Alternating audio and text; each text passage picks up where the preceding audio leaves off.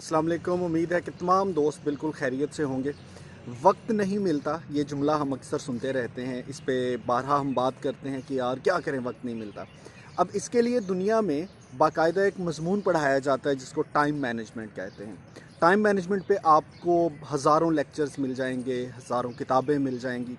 हम वो पढ़ भी लेते हैं लेकिन फिर भी बहुत सी चीज़ें हाथ नहीं आती। ये गुत्थी एक ऐसी है कि जिसको सुलझाने के लिए सिरा ढूंढना कि कहाँ से आगाज़ करें, ये कई बार बड़ा मुश्किल हो जाता है। तो इसके लिए एक छोटी सी टिप है जो कि बुनियादी तौर पे टाइम मैनेजमेंट का ही एक मॉडल है, आपके साथ बहुत सादा से अल्फाज में शेयर करने की कोशिश करूँगा। और ये समझते हुए कि शायद इसको जानने से, इसको समझ लेने से आपको कहीं ना कहीं कोई ना कोई फ़ायदा हो जाए और आप ख़ुद भी अपना वक्त बचा सकें और दूसरों की भी मदद कर सकें जो इसी तरह के मसले का शिकार हैं। तो साहब, करना क्या है आपने? बुनियादी तौर पे जितने भी काम हमें सारा दिन करने पड़ते हैं, उनमें कुछ आपके ज़ाती नौइयत के काम हो सकते हैं, कुछ आपके घरेलू काम हो सकते हैं, कुछ आपके दफ्तरी अमूर हो सकते हैं, कुछ कारोबारी मामलात हो सकते हैं, दोस्तों से मिलना मिलाना हो सकता है। सो जितने भी काम आपने करने हैं, इनको दो चीज़ों के हिसाब से आपने तकसीम करना है। पहला, कि वो काम आपके लिए कितना ज़रूरी है, ज़रूरी या अहम कह लीजिए। तो आपको कुछ काम मिलेंगे जो आपको लगेंगे कि ये बहुत ज़रूरी हैं, बहुत अहम है। कुछ ऐसे मिलेंगे जो आपको लगता है कि निस्बतन कम अहम है या कम ज़रूरी हैं।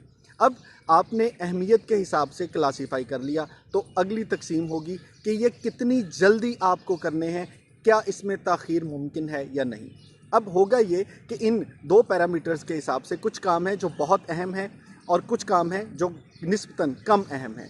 कुछ काम है जो आपको बहुत जल्दी करने हैं और कुछ काम है जिनके लिए आपके पास वक्त की कोई कैद नहीं है, आप उनको किसी भी वक्त सर अंजाम दे सकते हैं। अब जब आप इसका मैट्रिक्स बनाएंगे, जब आप इसका कॉम्बिनेशन बनाएंगे, तो आपके पास पहली कैटेगरी आएगी उन कामों की जो बहुत अहम है और जिनके लिए आपके पास वक्त भी कम है। आप उस फहरिस्त में उनको नंबर 1 असाइन कर दें। फिर इसके बाद कुछ काम ऐसे आएंगे जो आपको लगता है कि बहुत अहम तो हैं लेकिन आपके पास कुछ वक्त है, आप इनको आगे पीछे कर सकते हैं। अब ये किस तरह के काम हो सकते हैं? जैसे पहले मामले में आपको लगता है कि कोई क्राइसिस सिचुएशन है, आपको कोई ऐसा इमरजेंसी आ गई है कि भाई ये काम, आप रास्ते में जाते थे, गाड़ी ख़राब होगी, सारे काम छोड़ के, हर चीज़ भूल के पहले इसको ठीक करना है। और दूसरा काम है कि आपको लगता है कि आपने अपनी एक्सरसाइज के लिए, वॉक के लिए जाना है, लेकिन चलें दोपहर में, सुबह में, शाम में इसको आगे पीछे किया जा सकता है। अहम है लेकिन ये वक्त की तकसीम के हिसाब से ऐसा नहीं कि आप कहें कि फ़ौरन इसको करना है। ये दूसरी कैटेगरी के काम हो गए। तीसरी कैटेगरी वो आएगी कि जिसमें आपको लगता है कि आपने जितने भी काम देने हैं, सरअंजाम देने हैं, वो निस्बतन कम अहम है, निस्बतन कम अहम है, लेकिन फिर भी उनके लिए आपके पास वक्त कुछ कम है, आप वो भी सरअंजाम दे दें। किसी दोस्त के यहाँ कोई पैगाम देना है, किसी को कोई ज़रूरी टेलीफोन कॉल करनी है, अच्छा अभी कर लेते हैं, आगे पीछे हो सकता है। लेकिन कुछ काम, ये जो चौथी कैटेगरी है, इसको ज़रा गौर से समझना है। चौथी कैटेगरी में वो काम आते हैं जो आपको लगता है कि ये अहम भी नहीं है और इनकी कोई बहुत अशद ज़रूरत भी नहीं है। बुनियादी तौर पे हमने अपनी ज़िंदगी में ये चौथे फ़हरिस्त के काम जो है ना, ये बहुत से शामिल किए होते हैं।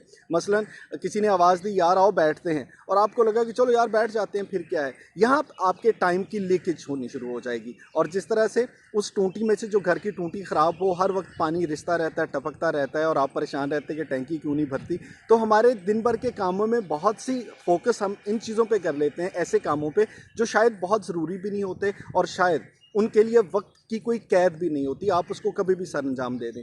जब हम सारी फोकस जो है ये इस कैटेगरी के चौथे कामों पे ले आते हैं, तो हमारी टाइम मैनेजमेंट ख़राब हो जाती है। सो अपनी एक फ़हरिस्त बनाइए, उस फ़हरिस्त में उन कामों को हमेशा टॉप पे रखिए जो बहुत ज़रूरी हैं, जिनके लिए टाइम भी कम है।